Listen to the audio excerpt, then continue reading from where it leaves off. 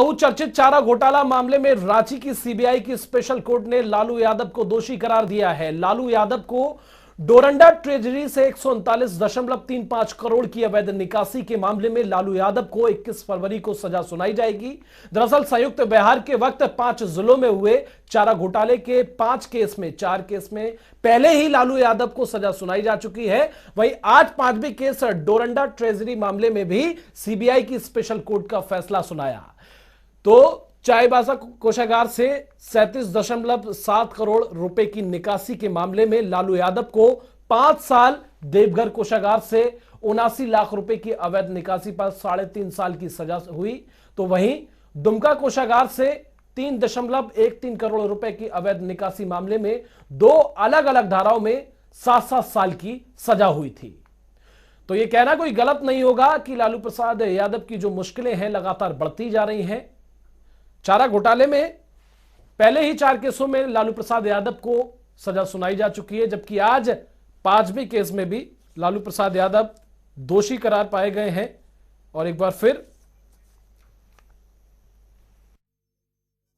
अदालत में विगत 2 साल से मुकदमा लंबित है और क्या सजा क्या होती है थोड़ी देर के बाद ही पता चलेगा। सजा तय हो गई है, अब पीरियड क्या होगा वो थोड़ी देर के बाद बताया जाएगा।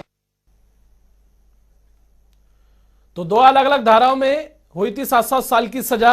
तो वहीं यह कहना अब कोई गलत नहीं होगा कि लालू प्रसाद यादव की जो मुश्किलें हैं लगातार बढ़ती जा रही हैं। चारा घोटाले से जुड़े 5वें मामले में भी लालू यादव दोषी करार। तो चारा घोटाले के इस केस में लालू यादव दोषी पाए गए हैं। 139 करोड़ की हुई थी अवैध निकासी, जिसके चलते आज 5वीं बार भी लालू प्रसाद यादव दोषी पाए गए हैं, यानी कि 5 केसों में लालू प्रसाद यादव दोषी पाए गए हैं।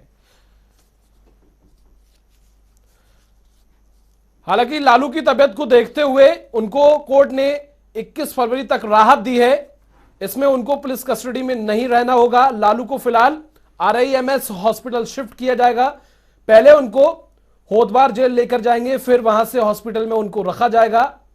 आगे अगर 3 साल से कम की सजा होती है तो फिर लालू को लोअर कोर्ट से जमानत मिल सकती है। फिलहाल लालू समेत इस केस में अन्य भी आरोपी थे। आगे बढ़ेंगे। सीबीआई की स्पेशल कोर्ट की ओर से लालू यादव को दोषी करार किए जाने के बीजेपी सांसद सुशील मोदी ने प्रतिक्रिया दी है। उन्होंने कहा कि इस मामले में पहले ही पटना हाईकोर्ट में घोटाले की सीबीआई जांच कराने की मांग की गई थी। अगर पटना हाईकोर्ट के मॉनिटरिंग में जांच होती तो पहले ही साजिश रचने वालों के खिलाफ सजा हो चुकी होती। मुझे खुशी है कि जिन लोगों ने बिहार को लूटा उन्हें सीबीआई कोर्ट ने सजा सुनाई। तो फिलहाल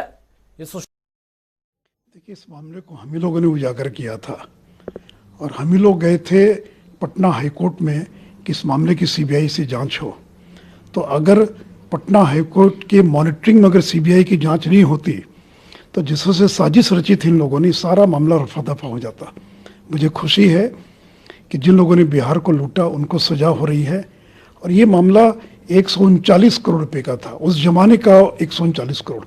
आज अगर उसको आंका जाए तो 765 करोड़ रुपया उसकी कीमत होगी। तो यानी आज के हिसाब से 765 करोड़ रुपए की अवैध निकासी ट्रेजरी से हो गई। और मुख्यमंत्री भी थे, वित्त मंत्री भी थे, तो इनकी पूरी मिली भगत थी सारे मामले के अंदर। तो फैसले पर बीजेपी सांसद सुशील मोदी को आप सुन रहे थे। उन्होंने कहा साफ तौर पर कि ये पहले ही इन्हें सजा मिल चुकी होती अगर पटना कोर्ट से अगर ये सुनवाई होती, लेकिन फिर भी सीबीआई कोर्ट से इन्हें दोषी करार पाया गया। हमारे सहयोगी प्रद्युमन शर्मा न्यूज रूम से लाइव हमारे साथ जुड़ गए। प्रद्युमन, जिस तरह से ये कहना कोई गलत नहीं होगा कि लालू प्रसाद यादव की मुश्किलें लगातार बढ़ती जा रही हैं। चारा घोटाले से जुड़े 5वें मामले में भी लालू यादव दोषी पाए गए हैं। से 4 मामलों में पहले दोषी पाए गए थे और अब 5वां मामला जो है उसमें भी दोषी पाए गए हैं। सीबीआई की स्पेशल कोर्ट ने ये फैसला सुना दिया है। लेकिन जिस तरीके से दर्शकों को भी हमने सुनाया, सुशील मोदी ने इस बात का जिक्र किया कि बबूल का पेड़ लगाओगे तो उस पर आम कहां से आएंगे। तो साफ तौर पर उनके द्वारा तंज कसा गया और उन्होंने इस बात का भी जिक्र किया है कि मौजूदा स्थिति की बात करते हैं तो 700 करोड़ से ज्यादा का ये घोटाला आंका जा सकता है, लेकिन उस समय में 149 करोड़ का ये घोटाला हुआ था।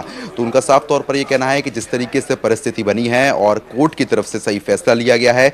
और बिहार की अगर बात करते हैं तो उन्होंने ये भी कहा कि बिहार की जो जनता है उसको लूटने का काम लालू यादव ने किया है, लेकिन अब जो किया हुआ कर्म था उसका भी फल मिलता हुआ नजर आ रहा है। जावेद, सबसे बड़ी बात प्रद्युमन यहाँ पर अगर करें कि जो 36 इस पूरे मामले में 24 को बरी कर दिया गया, लेकिन 36 लोगों पर जो है 36 लोगों के खिलाफ सजा सुनाई गई है। ऐसे में अगर बात करें तो पूर्व सांसद जगदीश शर्मा भी इसमें शामिल हैं, पीएससी के तत्कालीन अध्यक्ष ध्रुव भगत भी इसमें दोषी पाए गए हैं।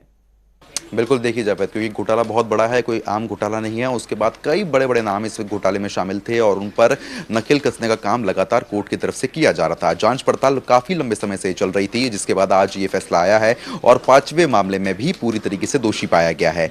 कुछ लोग ऐसे हैं जिनको बरी भी किया गया है कोर्ट की तरफ से, लेकिन अगर बात करते हैं जिन बड़े बड़े नामों की, तो आपने भी जिक्र किया और दर्शकों को लगातार हम लोग दिखा रहे हैं, तो ऐसे में साफ तौर पर कहना गलत नहीं होगा कि उस समय में जो घोटाला हुआ था उसकी सजा देर से मिली है, लेकिन मिली जरूर है।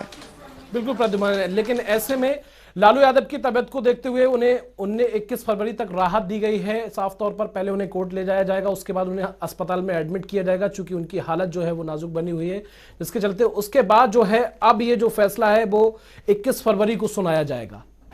देखिए जावेद, जिस तरीके से स्वास्थ्य उनका पहले से ही काफ़ी खराब चल रहा है, अस्पताल में भी बीते टाइम वो भर्ती रहे थे, और अब मौजूदा स्थिति की बात करते हैं तो अब भी कोर्ट की तरफ से कुछ राहत तो उनको दी गई है, क्योंकि हेल्थ इश्यूज उनके संग लगातार लंबे समय से बने हुए हैं। लेकिन जिस तरीके से कोर्ट का फैसला यहाँ पर आया है, दोषी पाया गया है तो जेल तो भेजा ही जाएगा, लेकिन एहतियात पूरी बरती जाएगी, डॉक्टरों की सलाह भी इस मामले को लेकर ली जाएगी। जावेद, चलिए, तमाम जानकारी के लिए प्रद्युमन आपका बहुत बहुत शुक्रिया।